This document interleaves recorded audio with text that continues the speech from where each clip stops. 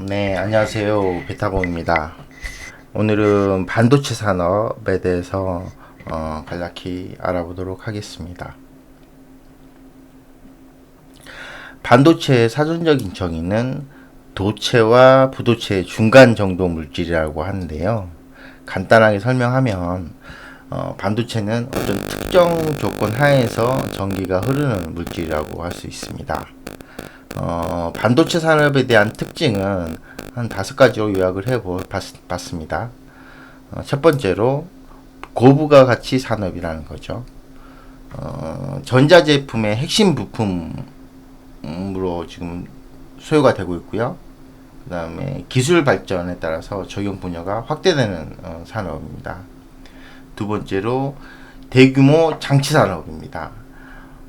제품 사이클이 상당히 짧고요. 그 다음에 대규모 설비 교체가 지속적으로 필요한 산업입니다. 세 번째로 과전적 경쟁 시장이라는 거죠. 기술과 자금 능력이 보유한 글로벌 대기업이 지금 독점하는 사업입니다. 그 다음에 글로벌 경쟁이 굉장히 치열하고요. 그 다음에 호황, 불황 사이클이 존재한다. 반도체 가격 및 수요가 2, 3년마다 주기로 호황과 불황이 지속적으로 반복이 되고 있습니다. 반도체 산업을 좀 이해를 하려면 용어에 대해서 조금 알아야 되는데요. 간략하게 알아보도록 하겠습니다. 웨이퍼는 다들 아시다시피 반도체의 그 원판, 판이라고 보면 될 것 같고요. 팹은 이 웨이퍼를 생산하는 생산 시설을 의미합니다. 팹리스는 이 웨이퍼 생산하는 생산 시설이 없는 업체고요. 설계만 담당하는 회사입니다. 다음은 파운드리고요. 파운드리 기업은 제조만, 그러니까 웨이퍼를 제조만 하는 회사를 파운드리 기업이라고 합니다. 패키징은 조립만 하는 회사라고 보면 될 듯 합니다. 다음으로 중요한 것은 반도체는 메모리 반도체와 시스템 반도체는 비메모리 반도체라고도 하죠. 메모리 반도체와 시스템 반도체로 나눌 수 있는데요. 메모리 반도체는 정보 조작이 주요 목적이고요. 시스템 반도체는 정보 처리가 주요 목적입니다. 메모리 반도체는 램, 롬, D램이나 랜드 플래시 등이 있고, 시스템 반도체는 CPU, GPU 등 굉장히 다양한 분야에서 지금 사용이 되고 있습니다. 메모리 반도체는 소품종 대량 생산이 특징이고요. 그 다음에 시스템 반도체는 다품종 소량 생산이 특징입니다. 메모리 반도체는 생산 기술, 제조 기술에 중점이 두고 있고요. 시스템 반도체는 설계 능력에 중점을 두고 있습니다.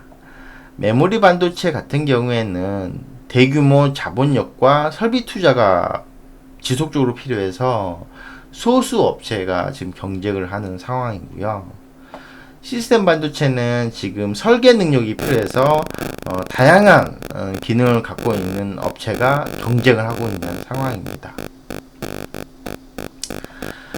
반도체 공정별 생태계에 대해서 좀 알아보겠습니다. 종합 반도체 기업은 설계, 생산, 패키징, 유통까지 종합적으로 갖추고 있는 기업을 의미하고요. 이 회사들은 삼성전자, SK하이닉스, 인텔 등이 있습니다. 그 다음에 IP 기업은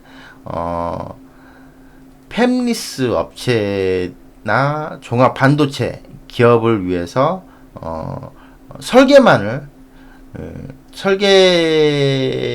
업무만 제공하는 업체고요. 거기에 따라서 사용료만 받는 기업입니다. 팹리스는 설계만 담당하고 제조는 파운드리에 위탁 생산을 합니다. 위탁 생산하고 나서 물론 판매 유통은 팹리스 업체에서 진행을 하고요. 이런 업체들은 AMD, 엔비디아 등이 있습니다. 디자인 하우스는 그 팹리스 업체의 그 설계도를 그 파운드리 업체 공정에 알맞게 디자인을 하는 업체고요. 파운드리는 그 제조만 전문적으로 하는 회사입니다. 후공정 업체, 패키징 업체라고 하는데요. 패키징과 테스트를 담당하는 업체입니다. 반도체 8대 공정에 대해서 알아보도록 할 텐데요.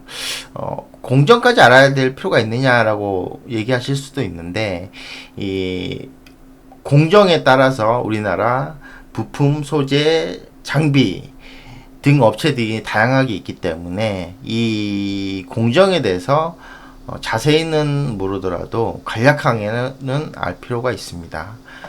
공정 단계는 웨이퍼 제조, 산화, 포토, 식각, 증착, 이온 주입, 금속 배선, EDS, 패키징의 순으로 나열되어 있는데요. 간략하게 설명을 하자 보면 반도체 원재료인 웨이퍼를 제조를 하고 나서 이 웨이퍼를 깨끗하게 청소를 해서 이 청소한 원판에 회로를 그려 넣습니다. 이 회로를 그려 넣다 보면 약 그 불순물이 발생하겠죠. 이 불순물이 발생한 걸 제거하는 공정을 식각 제거 내용이고요.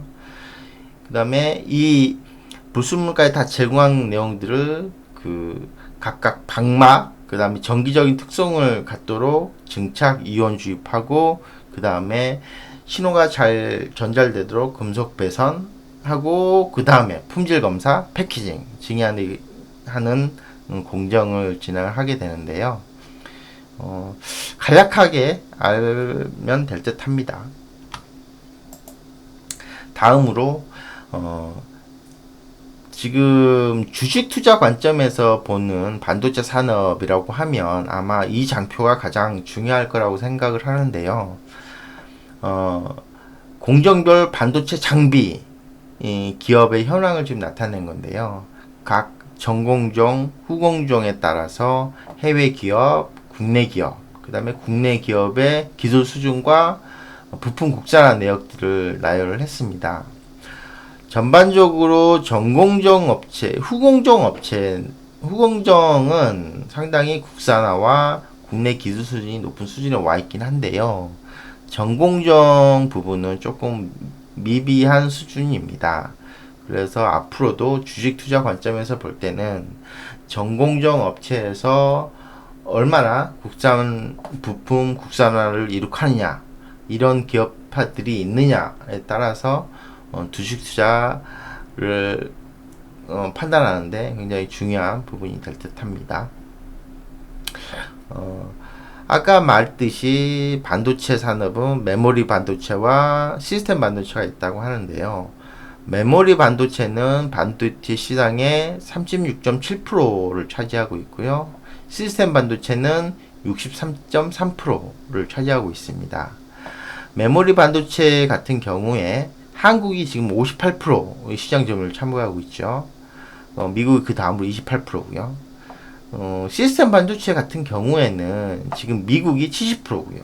유럽이 9% 등이고, 저희 나라는 상당히 미미한 수준이죠. 3% 수준의 시장 점유율을 차지하고 있는데요. 향후에 우리나라가 지속적인 투자를 진행해야 될 부분이라고 지금 생각이 듭니다. 향후 반도체 시장 성장 전망인데요. 메모리 반도체 같은 경우에 2020년도에 1281억 불에서 2030년도에 2997억 불로 연평균 9.7% 지금 성장을 예상을 하고 있습니다. 시스템 반도체 같은 경우에는 2020년도에 2695억 불에서 2030년도에 4231억 불로 연평균 3.4% 성장을 예상을 하고 있는데요. 지금 현재 글로벌 시장에서 굉장히 반도체 산업에서 글로벌 경쟁이 굉장히 치열하지 않습니까?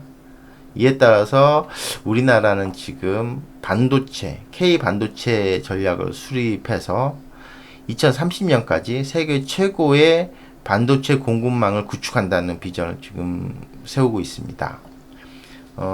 이러한 반도체 전략에 따른 주요 내용은 소부장 특화단지 조성하고, 그 다음에 패키징 플랫폼, 그 다음에 팹리스 밸리를 조성해서 반도체 산업을 지원한다는 내용이고요. 추가적으로 세제, 금융, 법률 등 다양한 분야에서 반도체 산업을 지원한다는 계획입니다. 이러한 정부 지원에 따라서 2030년까지 우리나라가 반도체 시장의 선두 국가가 되었으면 좋겠습니다. 이상으로 반도체 산업에 대해서 알아봤고요. 다음에는 더 좋은 영상으로 찾아뵙도록 하겠습니다. 네, 감사합니다.